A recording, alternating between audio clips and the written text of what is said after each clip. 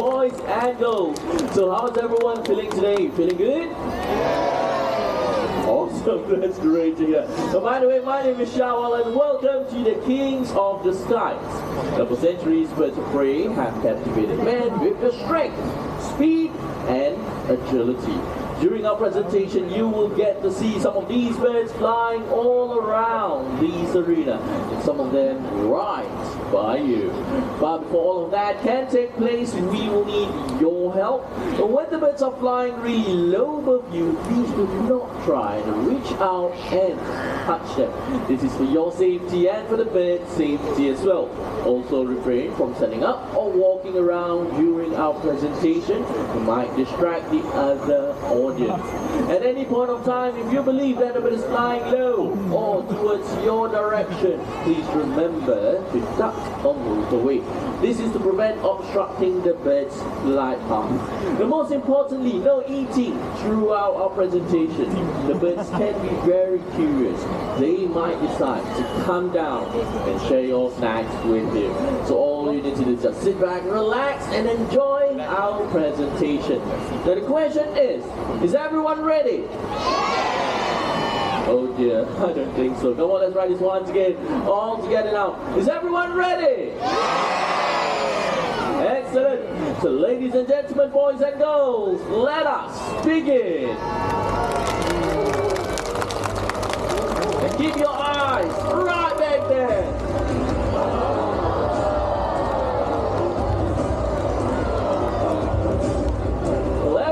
Nelson, our white-bellied sea eagle can be found throughout Southeast Asia.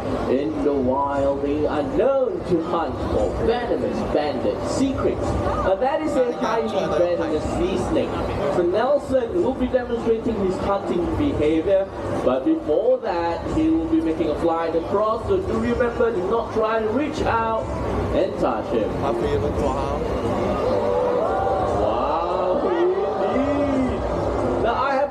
Size prey right here with me. Keep your eyes on Nelson anytime. Here we go. Diving down. Great snatch there. Wow. So you might be wondering, how do these sea eagles hold on to such prey? Well, they have scaly legs and rough undersides, which allows them to hold on to their struggling and slippery prey. Now he is holding on to his lure. Watch what happens when I try to take it away from him. Nelson, can I have that back? Look at that, not letting it go. In fact, he's being possessive over it. So I will have to do an exchange to separate the bird from the catch, just like this. Awesome, I got my lure back. I can always reuse this. Now, mainly hunt for fish. These birds can be found in water bodies such as rivers or even lakes. But did you know that they are the largest bird of prey found right here in Singapore? That's right. Now, isn't he gorgeous? Yes, well, it takes about 5 to 6 years for them to reach maturity. That is when the brown feathers that the juveniles have will turn completely white from the head all the way down to their belly. Hence the name white-bellied sea eagle. And Nelson has done well. Let's give him a big round of applause, everyone. Thank you. Alright, next up is one of those few birds that have keen sense of smell. Now I'm referring to a vulture, to be exact, turkey vulture. So presenting to you, Titan!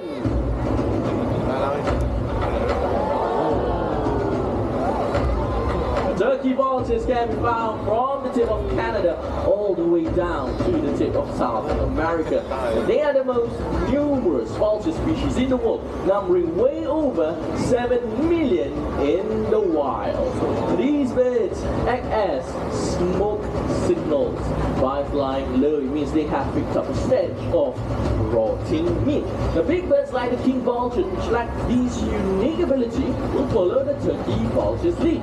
But it will be the job of those big vultures to rip apart tough carcasses, because turkey vultures' meats are not strong enough to do the job. So there's a lot of teamwork between different species of vultures. And take a look at this nostril. What is that sitting up here? Can you see that it is see-through? Yes? Well, a contributing factor to their keen sense of smell, way better than other species of vultures. Alright, Titan, how about you head back to your trainer? Off he goes. Thank you very much, our turkey vulture. Thank you. Ooh, what's that?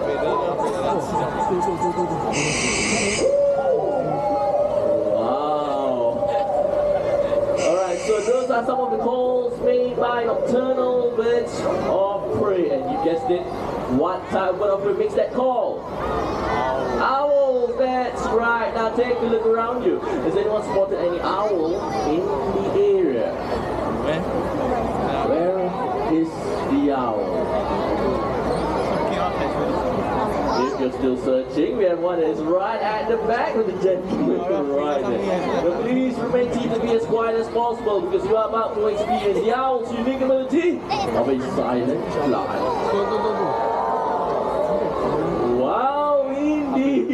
I'm pretty sure none of you heard anything at all. Well, this is because owls are very soft edges at the tip of their feathers. Even when they flap those wings, there isn't any sound at all. Sound frequency will be absorbed by those feathers. But why do they need to do so? You see, owls aren't birds and mice. These are classified as rodents. Rodents have a keen sense of hearing. The owl will require the silent approach to catch their prey by surprise. That's why they're also known as silent hunters of the night. By the way, everyone, we belong our Malay fish owl, which owls can be found in Southeast Asia. This particular species has evolved themselves to hunt for fish, making them very unique. And he is a special bird to us because he was hatched and raised right here in the Jurong Bird Park. And he's already 15 years old. That's right. Now, I'm pretty sure everyone knows owls are able to take their head all the way to the back. But the question I have for everyone here is, until how many degrees do you think an owl is able to turn its head? Anyone? 270. Anyone has a different guess? Everyone agrees it's 270? No different answers? 360. Okay, that's interesting. 360, 270. Anything else? Come on, let's keep it going. 180. Alright. You know what? Let me try something up. I'm going to say all these three answers. Make it easier for everyone. If you think it's right, just raise your hand.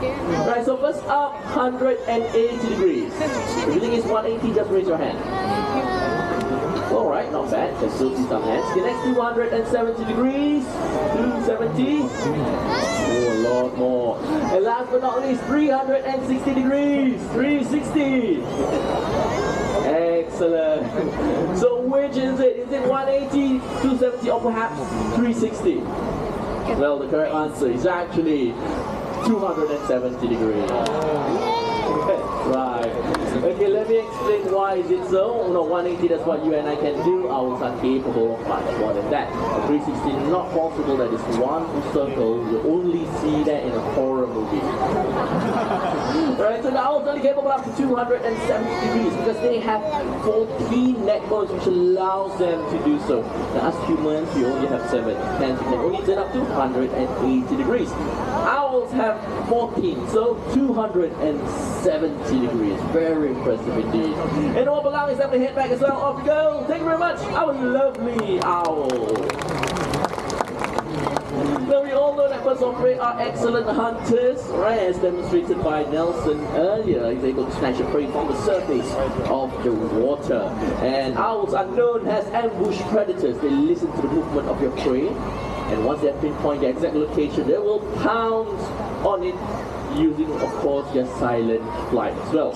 And our next bird of prey has different ways of finding food or even hunting, right? They are able to catch insects in mid-air and also steal praise from other birds of prey. And to showcase these behaviors, I have on the stick right here. So what I'm going to do, I'm going to simply secure a piece of wood at the end of this stick. And we shall see our bird of prey fly up from that side. And he will try to snatch this piece of food. A gentle reminder for everyone here, the bird is going to fly low, might be just above you. To do remember, do not try to reach out and touch it. Alright, so it looks like we're all set and ready. So everyone, let's meet Rado! And ooh, that was a very good snatch. Well, not only that, like I said, these birds are able to catch food in mid-air as well. So Rado's enjoying his treat right there. Are you ready to do some catching right now? Come on, Rado.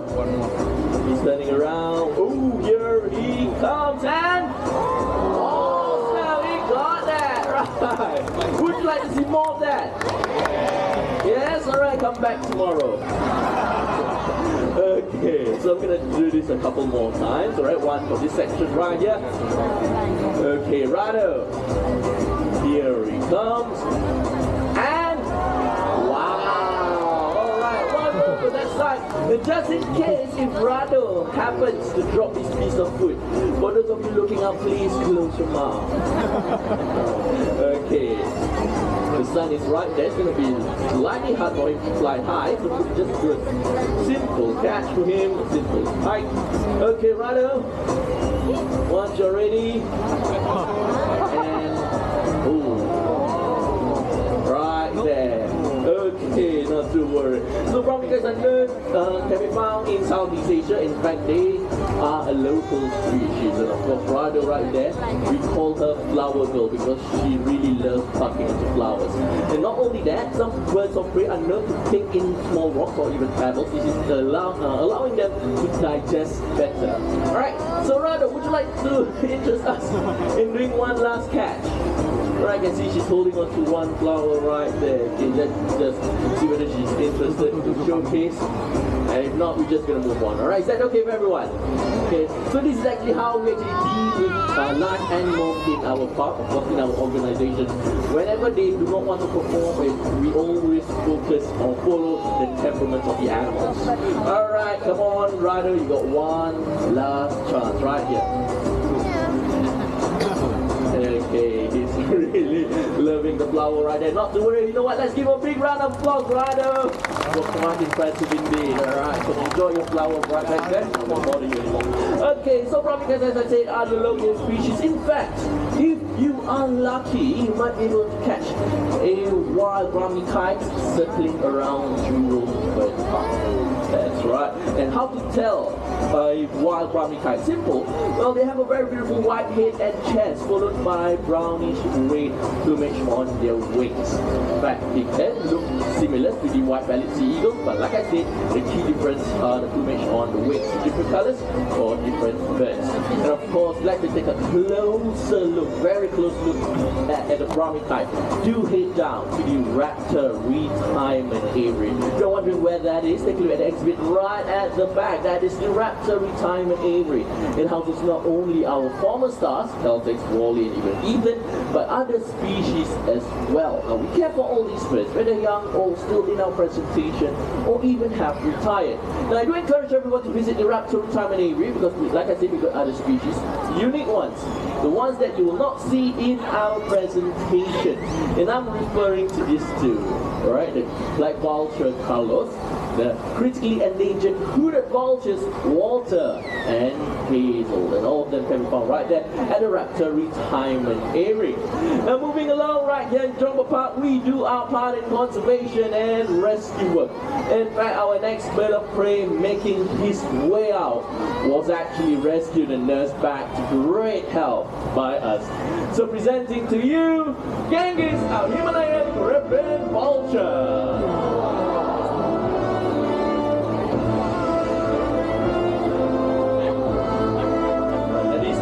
Found in the higher regions of the Himalayas and Tibet. Some migrating juveniles heading south happen to have lost their way and have ended up in various parts of Asia. The Genghis happens to be one of them. He was found weak and dehydrated along shopping district right here in Singapore. Now where exactly? Along Orchard Road. Now we rescued him of course and nursed him back to great health. After all, he is a survivor. Alright guys, how about you do one last pose right here? There you go. Ladies and gentlemen, let's give it up for our Himalayan Griffin Vulture. Thank you very much and bye-bye. And with that everyone, we shall continue.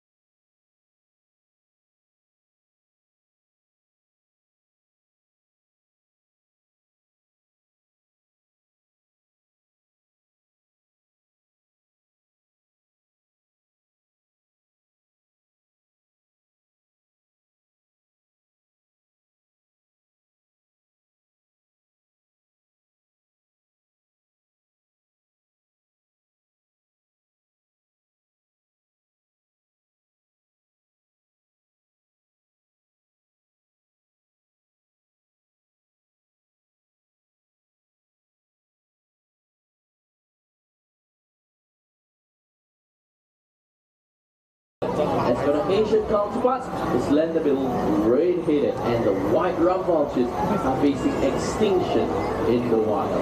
Now, in countries such as India and Cambodia have expanded distribution and use of veterinary containing diclofenac, a substance which poses a fatal risk to vultures. However, this is not enough because vultures are still threatened by two other main factors, and that is poaching and deliberate poisoning. So we need to continue to do our part to bring awareness regarding the importance of vultures and to prevent them from being extinct. And with that everyone, after having seen all these birds float here today, I'm sure all of you would agree that they certainly deserve to merit the title, the Kings of the Sky!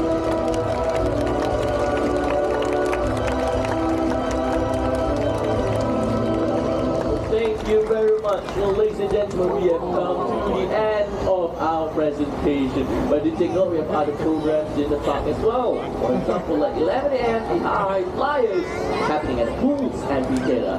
But one last thing, forget, please remember to check for your belongings and do not leave anything behind. All of you have a great audience. Thank you once again.